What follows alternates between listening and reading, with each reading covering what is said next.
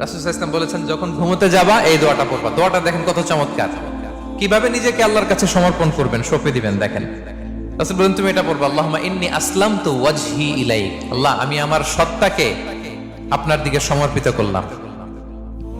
ওয়া ফাওয়াদতু আমরি ইলাইক। আল্লাহ, আমি আমার সব কাজকে আপনার কাছে সুপর্দ করলাম। ওয়া আলজাতু যাহরি ইলাইক। আল্লাহ, আমার পিঠকে আমি আপনার কাছে আশ্রয় রাখলাম। সুবহানাল্লাহ পড়বেন না? আমরা যখন ঘুমাই আমাদের পিঠটা বিছানার মধ্যে লাগাই না?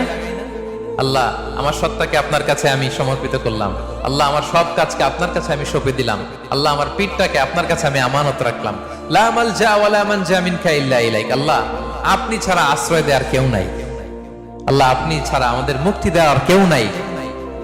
আল্লাহ, আপনি যে রাসূল পাঠিয়েছেন সে রাসূলের প্রতি আমি ঈমান আনলাম। আল্লাহ, যে কিতাব আপনি আসমান থেকে পাঠিয়েছেন ওই কিতাবের উপর আমি ঈমান আনলাম। সুবহানাল্লাহ পড়েন। বিষ্ণু